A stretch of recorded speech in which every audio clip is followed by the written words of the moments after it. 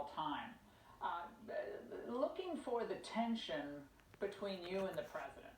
And you gave an interview to Maureen Dowd where you talked about, look, you have a role, the president has his role, but where do things stand right now between you and the president on the timeline and where we are? It's a back and forth. The president clearly listens. I mean, he has this aspirational goal of hoping that we might be able to do it by a certain date. We talk to him about that. We say we need to be flexible. He realizes that and he accepts that. I mean, he doesn't want to give up his aspirational goal, but he's flexible enough to say, okay, let's look at it on a day-by-day basis. We say, and we will, give him data to inform the decision. The more we learn about what's out there, particularly in areas of the country that don't have the big spikes like New York, and we talk about it. We talk about what that would do to inform our decision. But he's been very flexible about it. Even though it looks like he's made this absolute decision on something, he does have an open mind about it. Dr. Fauci, the new data that's coming in, I'm sure you've seen the Wuhan study, the study coming out of Lombardy about the ICU admissions. And today, Andrew Cuomo basically said, look, we need 30,000 ventilators. Is that the number, in your estimation, correct, given the new data, and as you extrapolate it out to the United States, out of Wuhan and Lombardy? Yeah. What I think the governor was saying, I'm pretty sure, is that that's the total amount that he would need. And we'll take him for his word about that. I mean, he's, quite frankly, he's really gotten hit with a really bad situation. And quite frankly, I think he's doing a very good job. When he says 30,000 and he needs it, we'll take him for his word. We obviously want to estimate to see what he already has and what the delta is of what he'll need, as opposed to the totality of the entire period of time over the next couple of months. But the modeling that was done on, and correct me if I'm wrong, is by the Imperial College and the American Hospital Association, and it was devastatingly frightening. And that was about the peak that we have for ICU beds, the peak for the virus and the ICU beds that we'll need.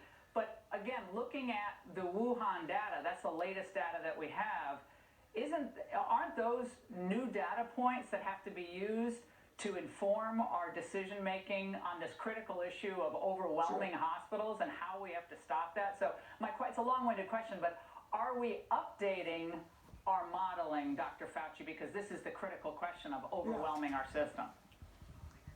Laura, we always do that. We always update the model, but the one thing we have to be really careful about, and I think everybody who's been involved in this, who has experience, knows that models are only as good as the assumptions that you put into the model. And sometimes there's a real great degree of variability with those assumptions. So although we reevaluate the models continually, we've got to be careful that they don't always predict exactly what we'll need. That's just a fact. But that's a pretty important data point, is it not? Because we're seeing, thankfully, the mortality rate decline as we test more people. And that's still terrible, but it's not perhaps as bad as that 3% and 4% number that was initially forecast. So that number of ICU beds that are needed, that's really one of, or if not one of the most critical questions that are outstanding. And if it's wrong, if the numbers are not right, then maybe that affects the decision making about when the country can gradually get back to business. You're absolutely right, Laura, and that's exactly right. FEMA is working closely with the state of New York to try and figure out exactly what they'll need at what time. I mean, if the totality is 30,000, what do they need now, next week, the week after? But you're right, those kind of models do help inform us. And Dr. Fauci, the news, when I was reading these studies today, it's clear that men are more likely to have serious health implications because of this, more likely to get the virus, it looks like, including with hypertension, diabetes, obesity, heart disease, all factoring in the comorbidity rate once people are actually admitted into the hospital, then into the ICU. Any idea of how and why that's happening? You know, that's a great question. We do not know. I mean, we have to be humble and say, we're really not sure. It's a little bit puzzling. There may be some mitigating factors with men, that they have a greater incidence of some underlying conditions, perhaps high blood pressure, perhaps heart disease, perhaps with smoking and lung disease. We don't know. We don't really know precisely, but there are some hints that they may have some underlying factors that are a bit more than in women.